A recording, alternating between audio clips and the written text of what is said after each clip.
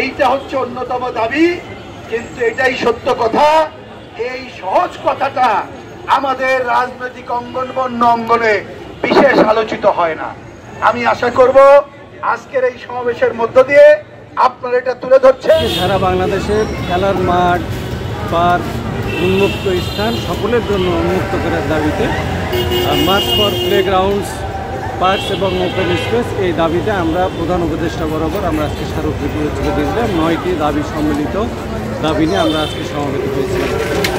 আপনারা সকলে জানেন যে সারা বাংলাদেশের, ঢাকা সহ সারা বাংলাদেশের জনসংখ্যার অনুপাতে যে খেলার মাঠ থাকার কথা ছিল, আজকে আমাদের ওপেন স্পেস থাকার কথা ছিল, পার্ক থাকার কথা ছিল, তার তুলনায় 0% আমাদের জনসংখ্যার তুলনায় নেই।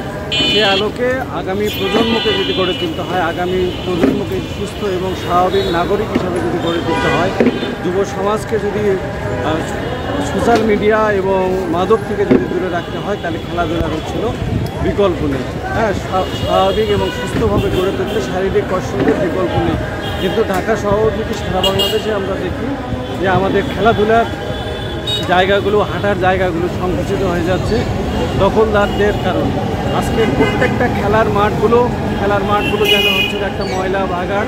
কেউ ডাস্টবিন বানায়, কেউ স্কুল বানায়, কেউ ল্যাট্রিন বানায়, কেউ ময়লার স্টেশন বানায়, কিন্তু সেখানে খেলাধুলার নিশ্চয়তা থাকে না। পাশাপাশি নিয়মিত যে হলো খেলাধুলার যে চর্চাটা, সেই চর্চাগুলো আজকে হচ্ছিল হয় না। আজকে ঢাকা শহরের ওসমানী উদ্যান, ঢাকা শহরের তাজউদ্দিন পার্ক, পান্তকুঞ্জ, আনোয়ারা পার্ক, সোহরাওয়ার্দী উদ্যান আজকে কংক্রিটের নগরীতে পরিণত হয়ে গেছে।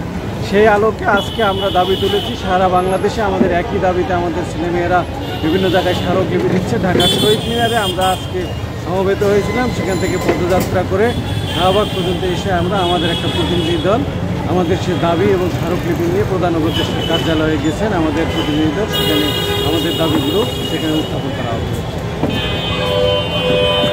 এই আলমগীর ভাই সহ আপনাদের অনুরোধ করবো, একটা বুদ্ধি খুঁজে বের করে। এইটা সোশ্যাল মিডিয়া দেখছেন না, অনেক কথা আমরা বলি, কিন্তু একটা চিন্তা করতে পারি আমরা।